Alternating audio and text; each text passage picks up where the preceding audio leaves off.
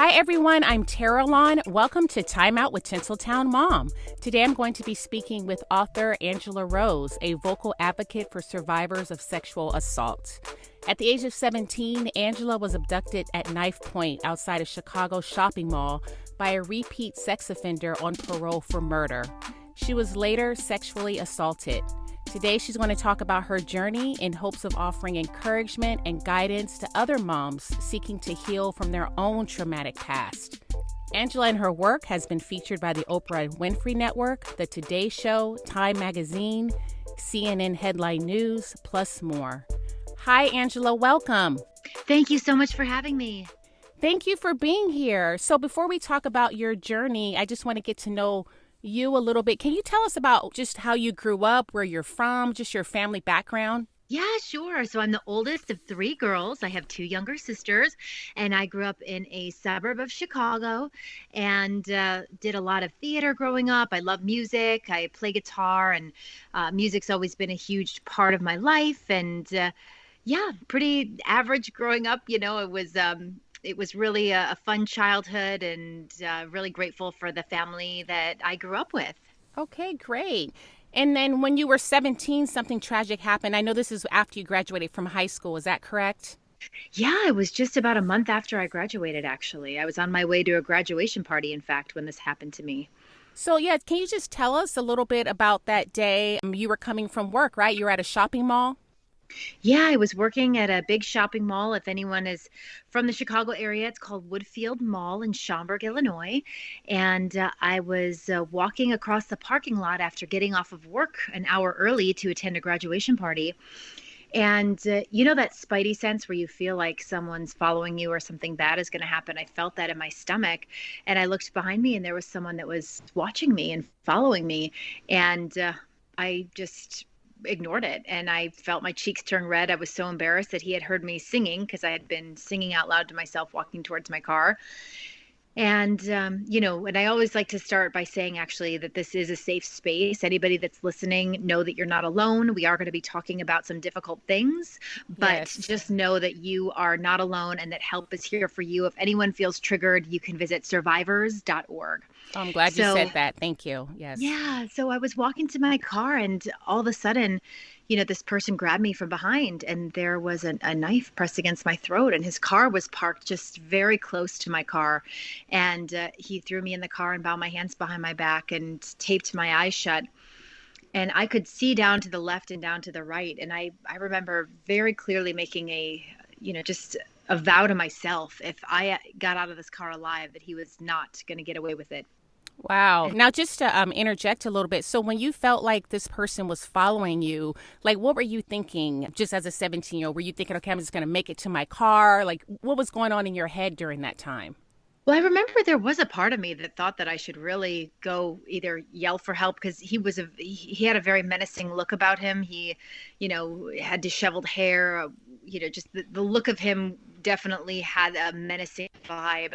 And so there was a part of me that was, going through all of these what ifs. Should I do this? Should I do that?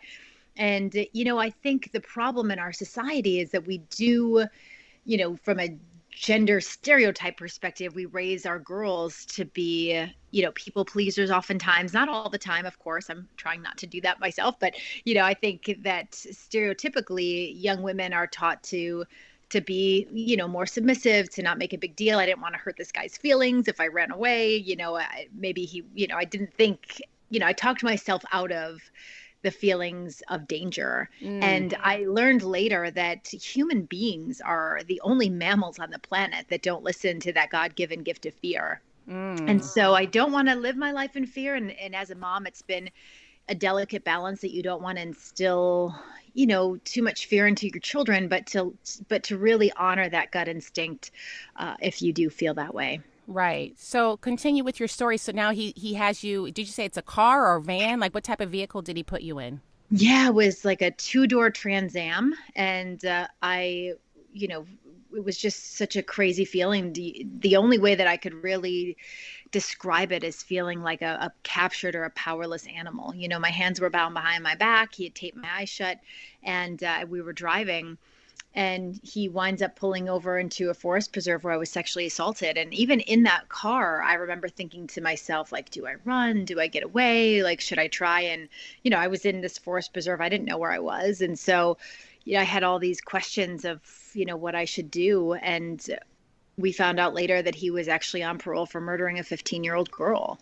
And so, in those moments, you kind of see your life kind of flash before your eyes. And, it sounds trite, but, in these moments, you just feel like, could this really be the last day of your life? And at 17, you just have so much life to live. And, I think for me as a kid, one thing that it's done for me as an adult now is to really not sweat the small stuff, and really tomorrow is promised to no one, and to really appreciate and have gratitude for every morning that we wake up. Right. Yeah. It's crazy to think that this guy was on parole for murdering another young woman. So do you know anything surrounding like why he was on parole at the time? Like, did you delve deep into his background at all? Fortunately for me, I became very good friends with the family of the girl that he had murdered. Her name was Julie Angel, and her mom and her sister were one of my greatest supports, and I will forever be grateful for them. So in 1980, he had murdered a 15-year-old girl named Julie Angel, but he was on parole for other crimes in the 70s when he killed Julie.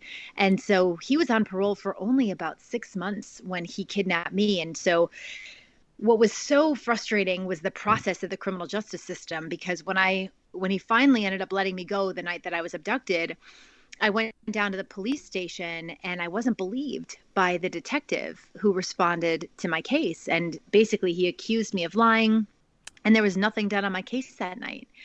And finally, they put 2 new detectives on the case that said, Angela, we have no reason not to believe you. We have daughters of our own. And that's how they ultimately wound up catching him. The sketch of his face that I did working with the new detectives was so accurate that someone recognized him. Wow. So because of you, you were able to bring this to justice.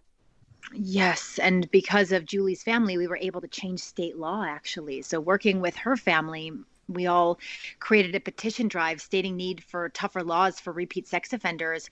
And we were able to work with the former Attorney General of Illinois, Jim Ryan, and other politicians to help to pass the Sexually Violent Persons Commitment Act in 1998. Oh, wow. Now, just going back to something that you said that's very important, because I know a lot of women who have been the victim of sexual assault, they feel like their story's not going to be believed. So it's interesting that you said the police officers didn't believe you initially. Why do you think they didn't believe your story when you first told it to these police officers?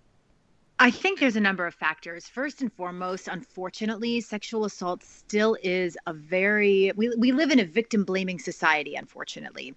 And I think that's starting to change. But, I think that a lot of times responding officers or even friends, family, they have an idea of what a survivor should act or be like. And everyone reacts differently to trauma.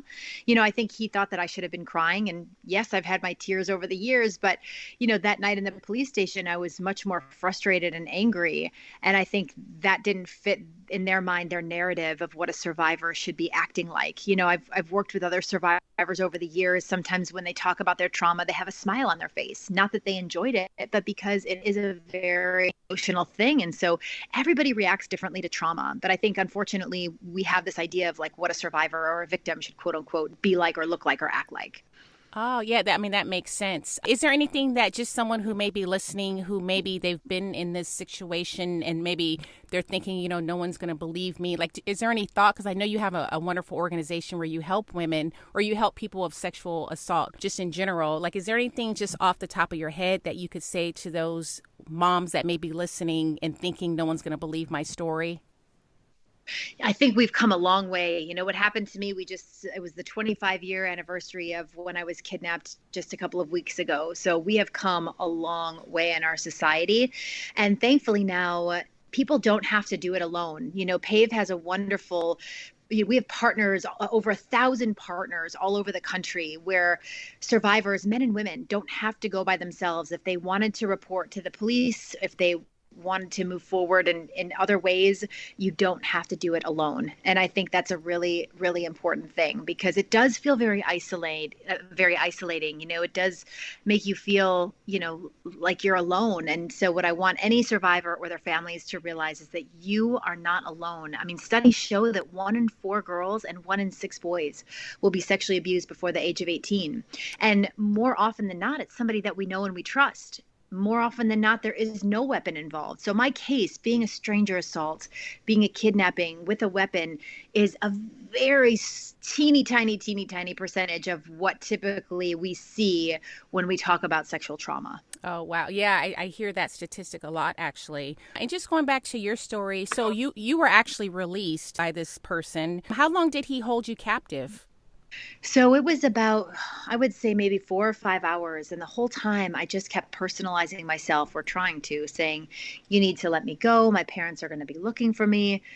I'm not going to say anything. I'm not going to call the police. Of course, I was planning on it, but to him, I just made it seem like I was just needing to be let go, and we would just move on with our collective lives, and I would never say anything.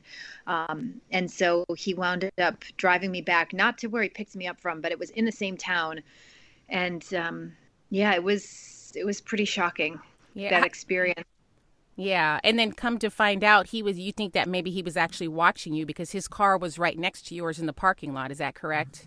That is correct. And we found out later that there's reports of him watching me. The store that I worked at was all basically floor to ceiling glass throughout the entire front of the store. And there's reports of him on the second floor looking down, watching me from earlier in that day. So I do have unanswered questions. And I did write him a letter in prison years ago, because I did want to know why me. Why all of his victims, we do look very similar, and I wanted to know why. And so I think, I never got a response back. And I think it's important for survivors to understand that we might have a lot of questions, the whys, the what ifs, the why me's, that there needs to be some sort of peace in knowing that we may never know the answers to these questions. Mm-hmm. And I think that's really important. Yeah. And he never wrote you back. Is that correct? No, he never wrote me back. Okay. And, we just had for Pave, we celebrated our 20-year anniversary at an event a couple of weeks ago. And we had Terry Crews, former NFL player, actor, and host of America's Got Talent, did a really beautiful piece for Pave for our event. And he talked about, criminal justice can be very difficult for people to go through, and justice just in general, because it's, not everybody that wants to report gets the justice that they deserve. And so what I thought Mr. Cruz talked about so poignantly and beautifully was that instead of justice, maybe we look at freedom, and what does freedom look like to each individual person? And, because it can really lock you in chains of, a lot of survivors have depression and anxiety, and it's hard to really be in a healthy relationship and to learn how to love and be loved after trauma. So that's another thing that Pave does. We work a lot of prevention in schools, in K through 12, in college, and military, but we also work on helping survivors really thrive after trauma. And that's something that I'm so passionate about. Yeah, and I definitely want to talk more about Pave, because I think it's a wonderful organization. But I would also want to talk about what led up to you starting Pave. So when you're 17, you had this traumatic event happen to you. Like, what were some immediate steps that you took to find the healing and the recovery that you needed during that time? Well, I think really for me to turn my anger into activism personally was extremely healing for me. Being able as a teenager to help for, supporting this type of legislation, this legislative change, to think that I was hopefully going to use my story and experience to help protect other people. I started speaking out. I use, as I mentioned in the beginning of this interview, I was a lot, I did a lot of theater growing up. And so I was able to fall on that background and start public speaking, a very short time after I was kidnapped, because I wanted other people to realize that they weren't alone. And I had an incredible support network from my family that so many people unfortunately don't have. My grandmother was my best friend, and she called me and said, Angela, I know this was hard for you, but this happened to you for a reason, and you have to fight to try and keep him in prison. And so, I kind of took on the role of advocate or activist, just a few short weeks after this happened to me. And the first media interview I ever did was just the back of my head. I wasn't ready to show my face yet, because it is, there is a lot of perceived shame that we are trying to eliminate. But I made a plea for other young women to come forward. I said, I know since he's been out on parole that I'm not the only girl that he's done this to. I just felt that. And 4 other girls came forward. And so I just, for me, I wanted to use my story and my experience to help other people, to help prevent it, to help just help in general. And so I think that was my first step in healing, was turning that anger into activism. And then for me, I didn't find a therapist until years and years later. And my family were kind of, pick yourself up by your bootstraps. Like we weren't, I don't think I come from an Italian background. It's, and so I never really wanted to seek help when I was younger, because I didn't want to be seen as quote unquote weak. And what I realized is that it's a huge sign of strength to decide to want to heal.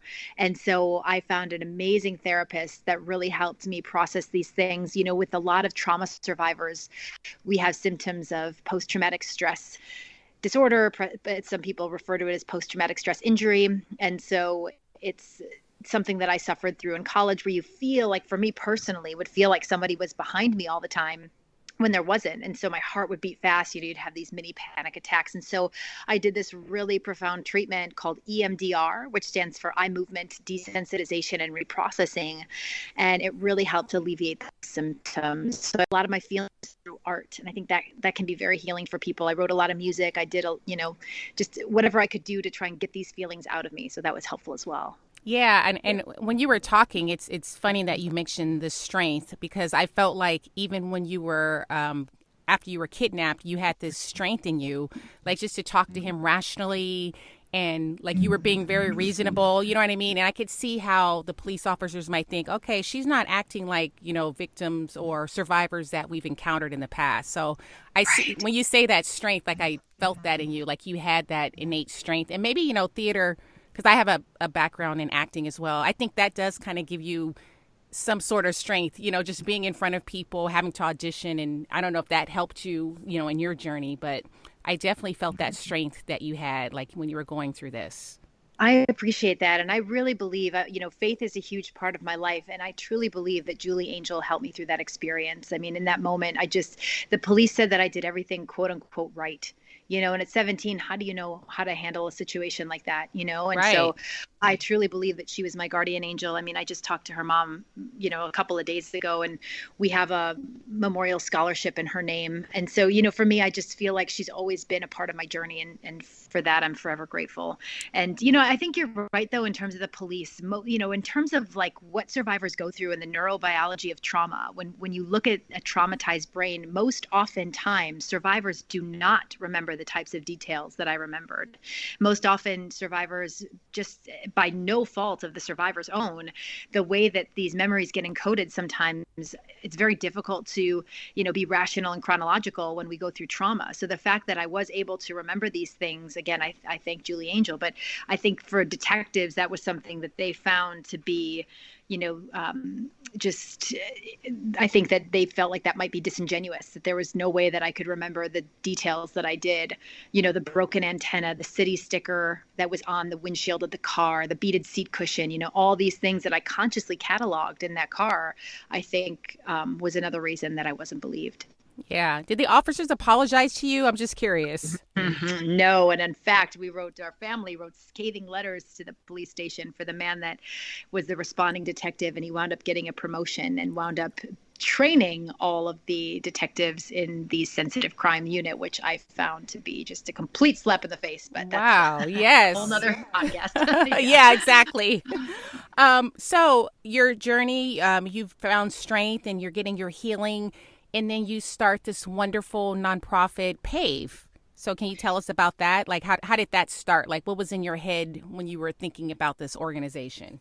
Yeah, so I went away to college at the University of Wisconsin-Madison, and I actually looked for an organization like Pave to join. I didn't want to reinvent the wheel or step on anybody's toes. And I found out that there really wasn't anything that was like what I had in mind to do. I really wanted it to be positive. I think messaging is really important. I don't think people want to be against sexual assault. They want to be for something positive, for consent, consent, for healthy relationships, for survivor support. And I really wanted to engage men in the conversation, not only as men as allies. So we did a lot of work when I was in college with fraternities, but also there's so many male survivors. We've worked in the past very closely with one of the contestants on American Ninja Warrior, Flip Rodriguez, who wore a mask for years on that program on NBC. And it was because he was a male survivor of childhood sexual abuse. And so, I think that this isn't something that just impacts women, though traditionally it's been thought of as such. And so I really wanted to create something that was inclusive and that really looked at vulnerable populations. We did a lot of work with the LGBT Center on campus. We partnered a lot with the multicultural student on campus because so many communities dealt with these things differently. There was additional barriers to reporting, to seeking help, to seeking resources, cultural barriers that kept sexual violence and domestic violence even more silent in certain communities. And so I really felt strongly about making sure that we created something that was holistic in that way.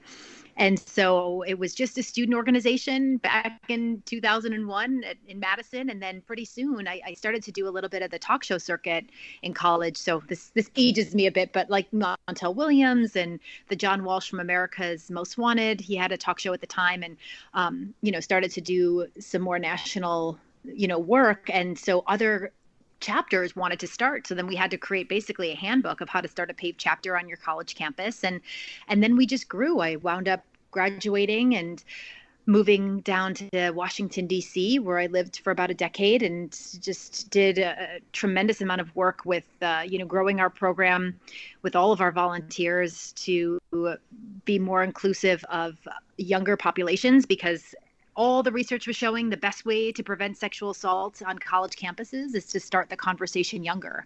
And so we worked with the White House task force that was chaired then by President Obama and then Vice President Biden. They had a task force on protecting students from sexual assault. And so we were able to work with them, which was very exciting, and then help support the launch of the bipartisan task force in Congress to end sexual violence. And I think if there's one thing that we can hopefully come together on for all parties is safe families, safe communities, and safe schools, and safe workplaces. We just saw recently about Governor Cuomo this investigative report about everything that a lot of his staff had to deal with harassment and abuse and violence and retaliation. And so I think it's time really now in our society that we really continue to mandate safe environments for us and our children to thrive. That's I love that. Yeah. And I recently saw an interview. It was an older interview, I think, but one of Bill Cosby's survivors, Andrea Constant, I believe, she mentioned you specifically, how you helped her through this and Pave, your organization. So I thought that was so wonderful. Like years after what she went through, she was able to contact your organization, or I don't know how that meeting happened, but it seemed like this helped her so much. Like, what was it, do you think, that you were able to offer her that helped her through this process? Well, she is just an amazing woman. And to hear her say those words certainly set my soul on fire, because I've always prayed to make a difference. I mean, that's really what I've always just wanted to do, is to try and make a positive difference in the lives and hearts of survivors. And so for her particular case, it was a little bit, kind of off of what we usually do, but we were there physically in person with her during the trial. Myself and another one of our Pave ambassadors, Delaney Henderson, we were there by her side with her family and her to help prep her for the trial, to be there for her mentally, spiritually, all those things. And it's very difficult when you're working on one of these very high profile cases, because they have the money to pay for the most incredible defense that will just absolutely do these character assassinations on survivors, where going onto the witness stand can be extremely traumatizing. So we were there to help her through that experience, and I'll be forever grateful. And she's become a very dear friend after all of that. Wow. And I love that you offer different levels of support. I think that's so amazing. So just in terms of you becoming a mother and just the events that you've gone through in your life, do you think that's triggered anything? Like now that you're a mother and maybe you're more protective, like Like what's been going through your mind, like just since becoming a mother and having the past that you've had? Well, it is a delicate balance because my sisters joke that I'm a helicopter mom, that I'm, a little bit more, I don't know, strict. I don't know if that's the right word, but, I don't want to live my life, or I don't want to instill fear into my children, certainly. But I think, again, going back to listening to that gut instinct, I just, one of my dear friends is a Pave ambassador, Erin Marin, and she has created Erin's Law in 35 states across the country. Her goal is all 50. And it's about child abuse and child sexual abuse prevention in schools. And her story is when she was at a sleepover, she was assaulted by a friend's either father or uncle, but it was somebody, that was known to her childhood friend. And so, it's really made me think differently about, just sleepovers. When we get to that place, we're not there yet because she's only 4. Thankfully, my sister has kids. So, I feel safe in that environment, certainly. But, I think just really having a lens of making sure that we follow our gut instinct, making sure that we know who our friends are playing with, getting to know the parents, and I think also just finding ways to make sure that we talk about safe versus unsafe secrets, safe versus unsafe touch. And I think, back in the day, however long, back in the 90s, back in the early 2000s, we talked about the good touch, bad touch. But research has showed that's not the best way to talk about these things with children, because for children, it's very confusing because physically it may feel good, even though it's a very unsafe and, very wrong thing to have happen. But sometimes they feel that guilt. Well, this did feel good. So research has showed the best way to deal with this is talk about safe versus unsafe touch and safe versus unsafe secrets. And so I think also teaching consent for both my daughter and my son, teaching consent, that if somebody says no, you listen. Even when I tickle them, when they say no, then I stop. Really letting them know that they have that autonomy on their own body. I love that. And then I know you also wrote a book several years ago. Was that your memoir or was that something different? That was actually a very concise guidebook. I actually wrote it in a weekend. It's less than 100 pages, but it's a really nice detailed guidebook of healing. It's called Hope, Healing, and Happiness, Going Inward to Transform Your Life. And it has some exercises on how to overcome any type of trauma. It could be an alcoholic parent or a disengaged parent. There's a lot of research that shows, it's called the ACE study, the Adverse Childhood Experiences study, that was done by the CDC years ago. And it talked about, depending on what things that you've dealt with in your childhood, if you carry those with you, it actually can determine your physical course of health and, possibly longevity because of the physical ramifications of the stress and emotional stress that's been endured as a child. And so I'm very passionate about that for us as adults to understand what we've been through in our journey, how we can take control over these negative thought patterns and these limiting beliefs that all of us have, the stories that we've created about ourselves. And we want to use an experience to help other people, to really, just be that phoenix. Pave's logo is this phoenix, that mythical bird reborn out of its own ashes. And I want every survivor to know that living a happy, joyful life after trauma is absolutely possible. I love it. I love it so much. Well, thank you so much, Angela, for being here today. Where can people find you if they want to know more about you and also Pave? Well, I am on Twitter at @TweetAngelaRose. Our website for Pave is shatteringthesilence.org, and would love to be in touch and to help anyone that needs the help. And just again, for everyone to realize that you are not alone. Thanks for listening to Time Out with Tinseltown Mom. If you liked what you heard today, please be so kind and rate, review, and subscribe on iTunes or wherever you listen to podcasts. Until next time.